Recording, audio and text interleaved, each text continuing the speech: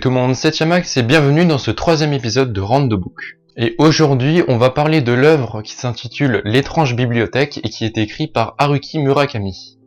Comme d'habitude, on va commencer par une synopsis, mais ce coup-ci vraiment petite parce que je n'ai pas du tout envie de vous spoiler. Dans cet étrange livre, oui, c'est plutôt bizarre, je suis sûr vous en doutiez pas. Je disais donc, dans cet étrange livre, vous allez être un japonais qui se rend à la bibliothèque et qui demande un livre. Bon, jusqu'à là, tout semble normal, vous allez me dire, et vous avez raison, enfin, ça semble normal pour les gens qui vont à la bibliothèque, pour les autres, bon, seulement quelques contretemps, disons, vont faire qu'il va rester plus longtemps que prévu à la bibliothèque. Il va également découvrir la bibliothèque sous un nouvel angle, et devenir ami des moutons. Bon, je sens que je suis en train de vous perdre, du coup on va tout de suite passer aux critiques, parce que ça servira à rien de faire une synopsis plus longue, étant donné que je serais obligé de vous spoiler. Et là, je sens que si vous êtes en train de chercher une logique à ce que je vous ai dit, vous êtes en train de faire un AVC, du coup, bon, on va directement passer aux critiques. Comme d'habitude, on commence par les points positifs. Le premier point positif de cette œuvre est les dessins. En effet, ils sont extrêmement bien réalisés. Comme vous pouvez le voir, c'est extrêmement joli. Vous prenez n'importe quel dessin, c'est extrêmement beau. Par exemple celui-là, bon, même celui-là est pas très représentatif, et même la couverture, si vous regardez, elle est très belle. C'est une professionnelle qui l'a fait, c'est Kat Menschenk, une allemande, et du coup les dessins sont vraiment bien et retranscrivent à merveille, je trouve, le monde que nous propose l'auteur, donc c'est vraiment un très bon point. Ensuite, c'est une histoire simple et très prenante. Il n'y a pas de milliers de retournements de situation comme on peut avoir dans certains romans et dans surtout les histoires japonaises. Là, les règles du jeu sont posées dès le départ et l'auteur s'y tient, ce qui fait très plaisir.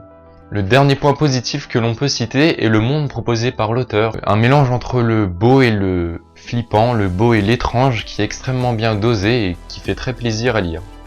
Passons désormais aux points négatifs.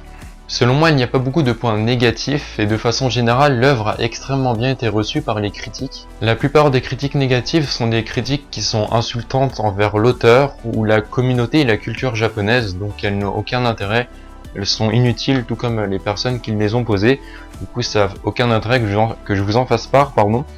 La seule critique qui a lieu d'être selon moi est que l'histoire est un peu bâclée à la fin est un peu bâclée.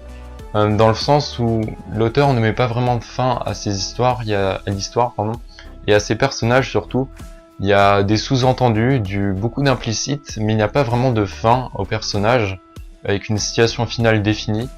Il y a des personnages qui apparaissent durant le livre, et qu'à la fin on ne sait pas ce qu'ils deviennent, et je trouve ça un peu dommage parce que même si effectivement ça laisse libre cours à notre imagination, je trouve que l'auteur aurait pu faire un peu une fin plus travaillée parce qu'on reste un peu sur notre fin, on fait mais purée, qu'est-ce qui se passe? Puis on sait pas en plus.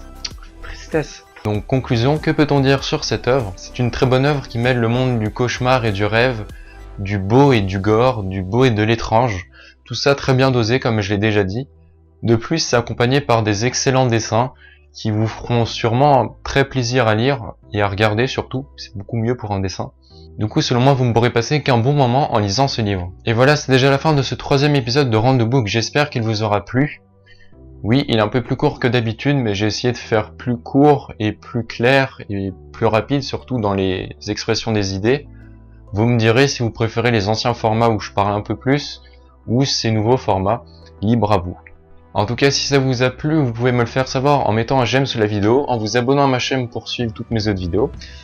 Et aussi à me suivre sur Twitter si vous voulez suivre un peu l'actualité, tout ce qui va arriver et tout ça. En tout cas, on se retrouve très bientôt pour une nouvelle analyse. C'était Yamax, bonne lecture et bonne journée. Ciao.